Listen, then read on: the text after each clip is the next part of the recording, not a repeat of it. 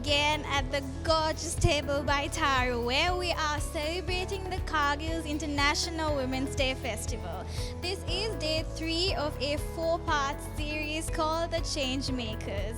And up to now, we have met a series of inspiring and successful individuals. So needless to say, I am very excited about what today is going to be all about. Stay tuned. This is Daily Mirror Online.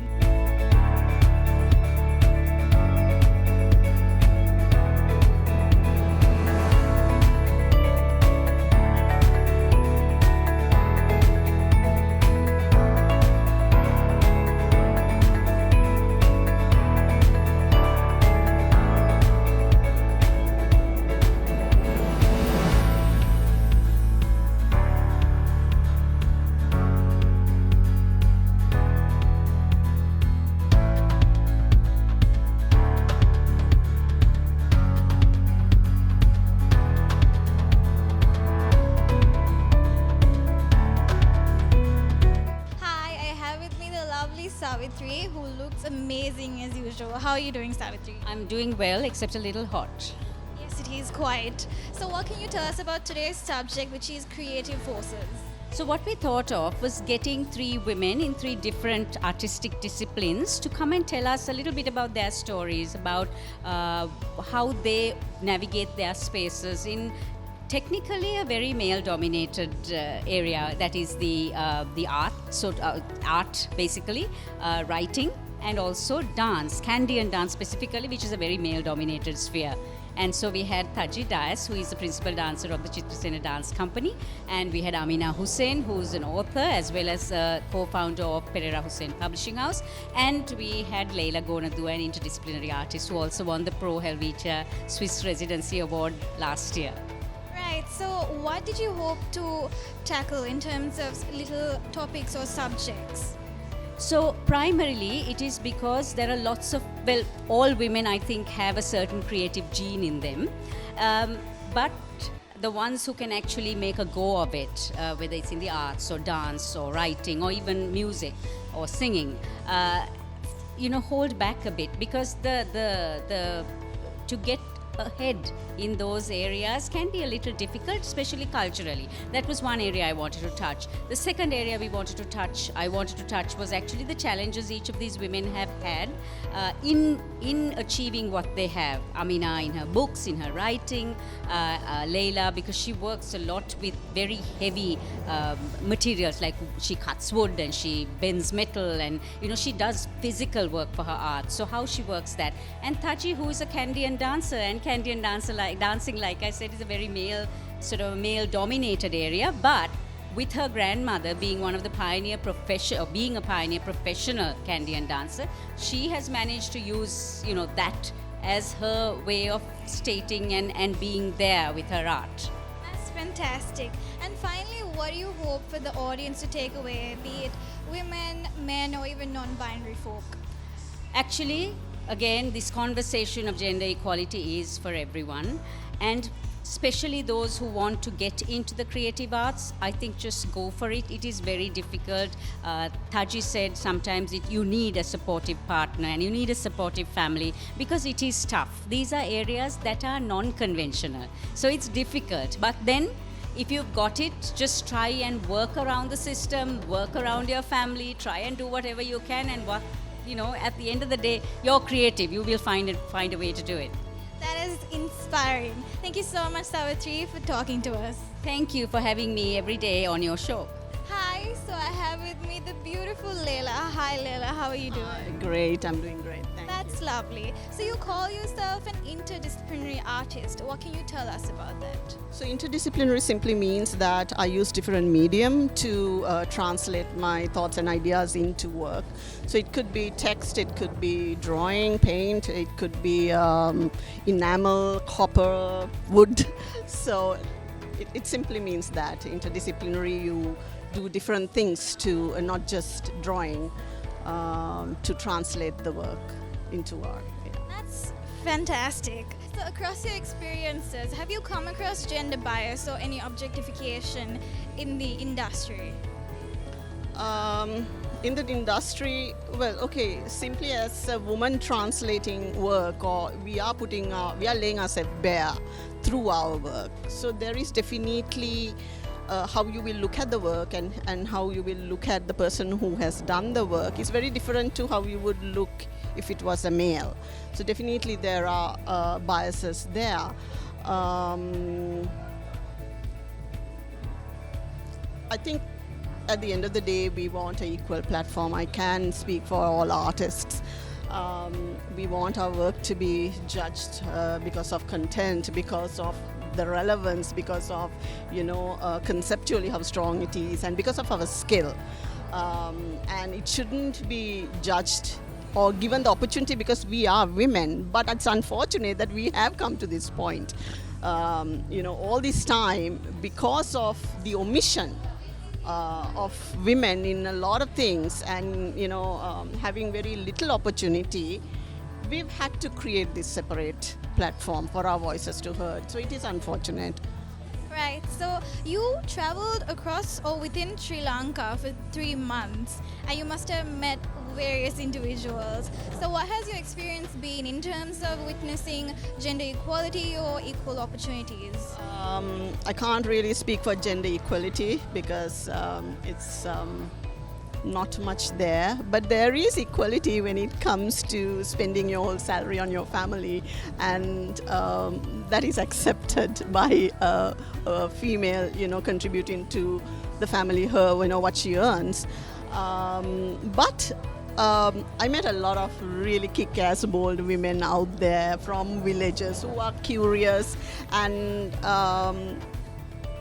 I think with the right influence, if they are exposed, they will be more than brave enough to be out there, because a lot of the times when I met them, there was curiosity in them. There was wonder that something like this is possible, for a woman to travel alone and just kind of go into their community and just blend in and do her work. So there was awe as well as wonder, and then there was well, if she can do it, I can do it. So that was great. So I came across that many times, and I think there is hope definitely where women are concerned. All right, that is LAYLA. Thank you so much, LAYLA, for joining us. You're welcome. Hi, I have with me AMEENA here. Hi, AMEENA, how are you doing? Very well, thank you.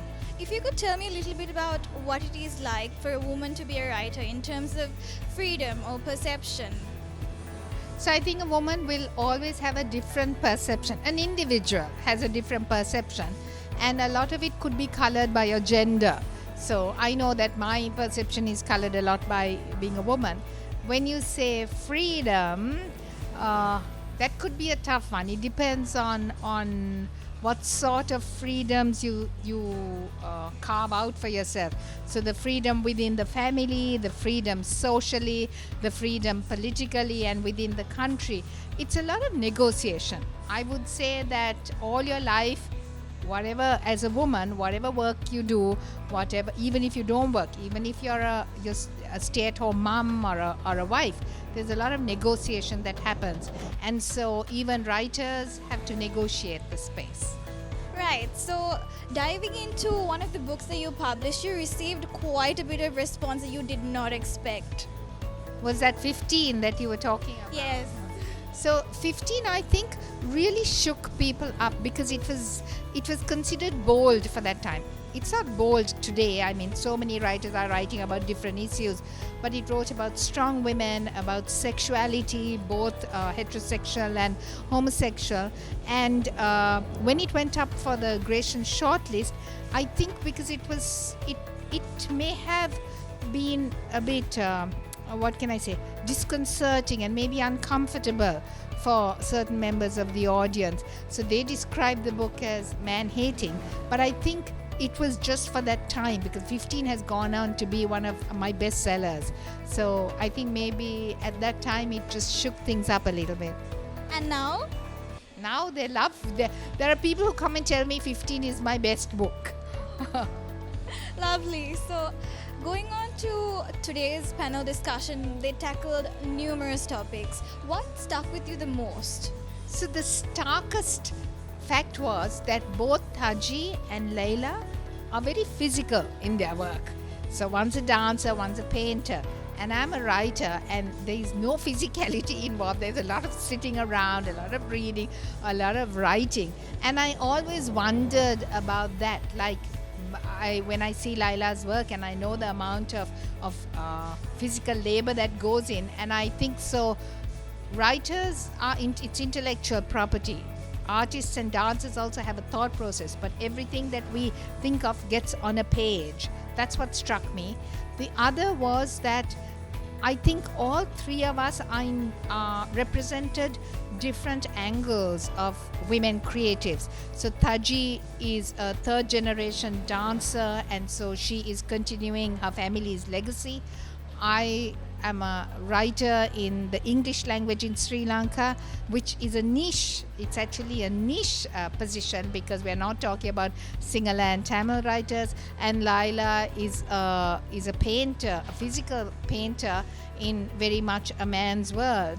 So I think all of us brought to the table different aspects, and I was really struck by how complex and detailed, the subject can be. Thank you so much, AMEENA, for being with us. Thank you so much for asking me. Hi, I have with me THAJI, the principal dancer of the Chitra Sena Dance Company. Hi THAJI, how are you doing? Well, hope you are too. Thank you, I am. So why do you suppose you were invited to join today's panel? I think for me it's just trying to kind of bring a different perspective to the whole conversation, because I actually come from a family which is very female driven, even though the whole art form or the dance was brought onto the stage by a male, who is my grandfather, Guru Chitra Sena.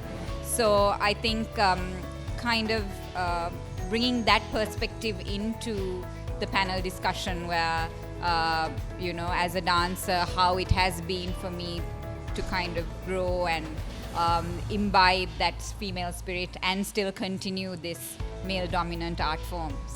Right. So as you said, Canadian dancing is quite male dominant. And how do you or women in general go about the restrictions or the opportunities that are offered by the masculine or feminine styles?